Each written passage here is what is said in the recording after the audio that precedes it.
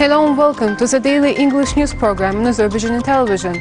With your host Elias and Liv with most important events of the day.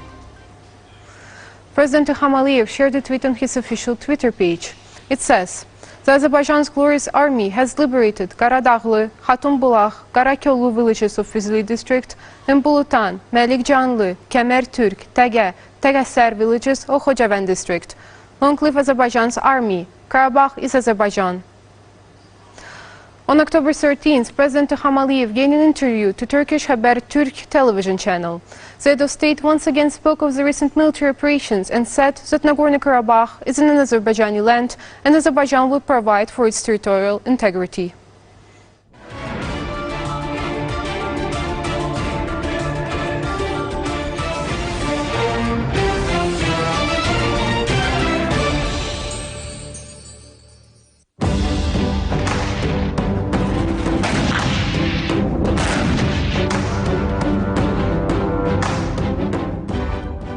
Azərbaycan Cumhurbaşkanı Sayın İlham Aliyev'le birlikteyiz. Condemning Armenia's dirty attack on Ganja, President İlham Aliyev stated that every time they face a bitter defeat on the battleground, they use these dirty actions and show cruelty to civilians and unarmed people. Their goal is to extend the geography of the conflict and drag the Collective Security Treaty Organization, of which they are a member, into the conflict. Commenting on the Moscow meeting of the Ministers of Foreign Affairs, the head of state said that the reason the negotiations were taking so long was the inclusion of items into the disclosure which were not acceptable for Azerbaijan. "I told our conditions, and no agreement was possible outside of those conditions. Therefore, considering the situation, we softened our conditions in respect to the timetable. But this does not mean there will be no timetable. It will be," said President İlham Aliyev, and added that the timetable should be delivered as part of negotiations, and this timetable must satisfy the Azerbaijani side.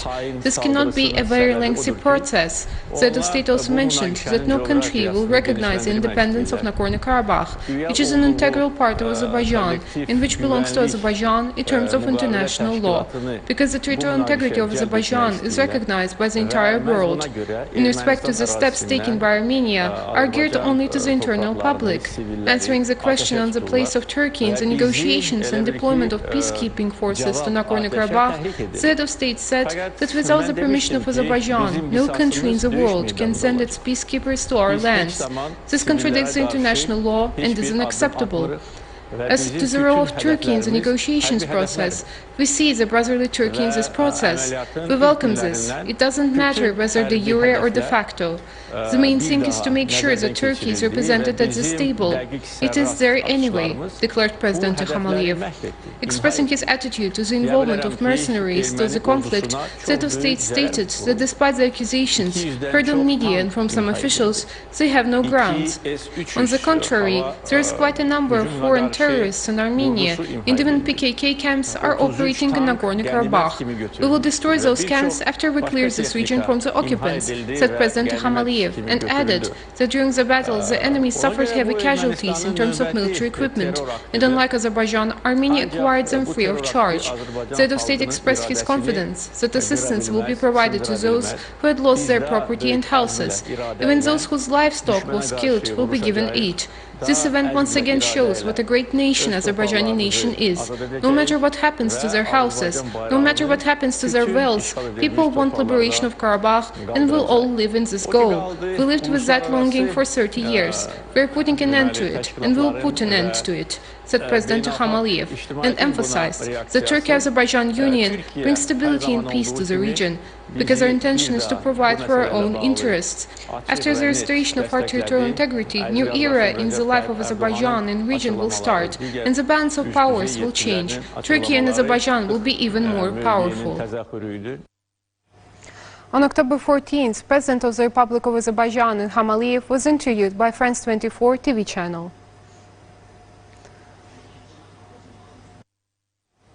On the night of October 13th to 14th, the situation on the Agdere-Ağdam and Füzuli-Hadrut-Cəbrayıl directions of the front remained tense. At night, units of the Armenian armed forces attacked the positions of the Azerbaijan army in some directions of the front, and as a result of the measures taken, the enemy was driven back, suffering losses. As a result of the actions taken by the Azerbaijan army, 5 T-72 tanks, 3 BM-21 Grad MLRS, 1 ASA AKM anti-aircraft missile system, 1 BM-2 infantry fighting vehicle, 1 KS-19 anti-aircraft gun, 2 D-30 gun howitzers, as well as several auto vehicles of the enemy were destroyed and disabled in different directions of the front. The territory of Tərtər, Ağdam and Akçabadi regions is under artillery fire starting from the morning of October 14th. The Azerbaijani army is taking adequate actions. The troops of the Azerbaijan army, following the humanitarian ceasefire regime, retain operational advantage along the entire front, Defense Ministry of Azerbaijan reported. On October 14th, at about 8:36, it was recorded that the Armenian armed forces deployed another operational tactical missile system with ballistic missiles in the border regions of Armenia near the occupied Kəlbəcər region of Azerbaijan. Azerbaijan's Ministry of Defense reported. Operational tactical missiles were targeted at Gəncə, Mingəçevir and other cities of Azerbaijan to inflict casualties among the peaceful population and to destroy civilian infrastructure. In order to ensure the safety of the civilian population, the missile system deployed to launch positions was disabled as a legitimate military target by an accurate preventive strike. On October 14th at 1 a.m., operational tactical missile systems deployed to launch positions in the same direction were destroyed by an accurate strike. There were no civilian infrastructure and facilities at the points where the missiles were brought to a state of readiness to deliver fire strikes, the ministry added. The Ministry of Defense of Armenia admitted that the operational tactical missile systems destroyed by the fire strike have been on combat duty on the territory of the occupied Kəlbəcər region of Azerbaijan and they were in a state of readiness for use. These operational tactical missile systems were targeted at civilian facilities and infrastructure in Azerbaijan. The allegations of the Armenian Defense Ministry that the residential settlements of Azerbaijan were not shelled from the territory of Armenia are obvious lies. It is an indisputable fact that Gəncə, Mingəçevir and their settlements of Azerbaijan came under fire from the territory of Armenia. Azerbaijan has no military targets and interests in the territory of Armenia.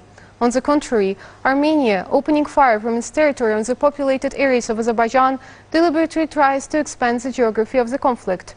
We declare that in order to ensure the safety of the civilian population, residential settlements in Azerbaijan will continue to reserve the right to neutralize legitimate military targets, the Defense Ministry of Azerbaijan reported. Process of resolving the conflict can be started with withdrawal of Armenian troops from the occupied territories. That was stated at the briefing held for ambassadors of foreign countries, foreign military attachés, accredited to the Republic of Azerbaijan, and representatives of international organizations. It was said that Armenia is subject to fire cities far away from the conflict zone. Azerbaijan has a right to hit military targets jeopardizing safety. And as everybody knows, and also we Assistant of the President of the Republic of Azerbaijan, Head of Foreign Policy Affairs Department of the Presidential Administration, Hikmet Hajiyev, said that Armenia uses rockets as well as Smerch multiple launcher rocket system against Azerbaijan civilians. Currently, Armenia, grossly violating ceasefire regime, shells Ağdam, Tərtər, Goranboy and other districts, cities, increases tension much more and goes beyond the conflict zone. Armenia subjects to firing cities away from the conflict zone. Armenia fires Azerbaijan from its territory too. Armenia brought to readiness its rocket missiles to strike Gəncə, Mingəçevir and other cities of Azerbaijan today. We took measures aimed at neutralizing these rocket missiles in order to provide the security of Azerbaijani civilians. This step of Azerbaijan is relevant to international law, because according to the law, Azerbaijan has a right to hit military targets, jeopardizing safety. Earlier, we saw that Armenia targets civilians. A large amount of civilians are killed. Azerbaijan neutralized military targets causing a threat in order for the incident not to be repeated. Armenia, after the Moscow Declaration, again targets residential areas, infrastructure facilities of Azerbaijan.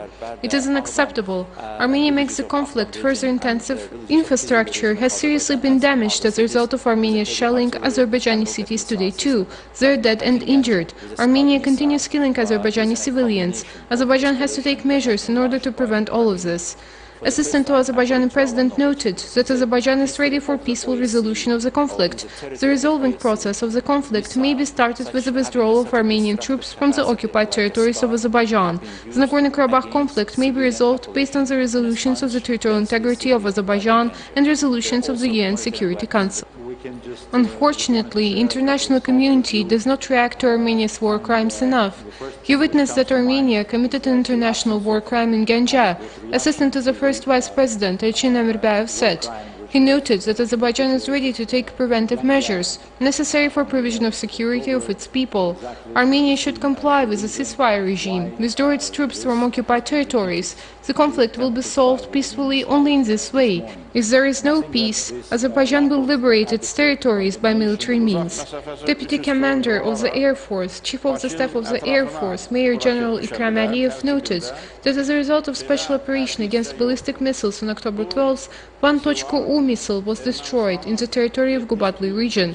On October 14th, at 1 a.m., two Elbrus missile complexes. At 8:30 a.m., one Elbrus missile complex was revealed and destroyed by Azerbaijan army. If the Elbrus missile, with a range of 300 kilometers, had been brought in action to Nagorno-Karabakh, it has a range of 300 kilometers and would have reached Baku. According to the information we obtained from intelligence, there are no such missiles in the military units of Nagorno-Karabakh. It is in the inventory of the 71st Missile Regiment of Armenia. The regiment is dislocated in Stepanavan city of Armenia. Press Council appealed to international media organizations regarding the shelling of the AZTV employees by the Armenian armed forces. The Council strongly condemns subjection to fire of the AZTV service car and considers it as Armenia's deliberate attack against freedom of speech. Quote, "This incident shows that the occupier country does not uphold any values and obstructs the dissemination of objective truths to the world community. It is critically important for the world media community to express an objective and strict attitude towards a crime aimed to restrict journalist activity." End of quote. Violating humanitarian ceasefire, Armenian armed forces are subjecting to fire not only civilians but also media representatives. One of the shells fired by the enemy landed near a car with the employees of Azerbaycan Television. Namik Gambarov, the car's driver, was wounded. The car was severely damaged. The event took place when the employees were videotaping a school subjected to destruction in the Yarli village of Tartar region. At the same time, about 6 artillery shells fell on the territory. There are also wounded among the residents of the village. One of them was immediately driven to the hospital by the employees. Let's take a closer look at the footage of the incident.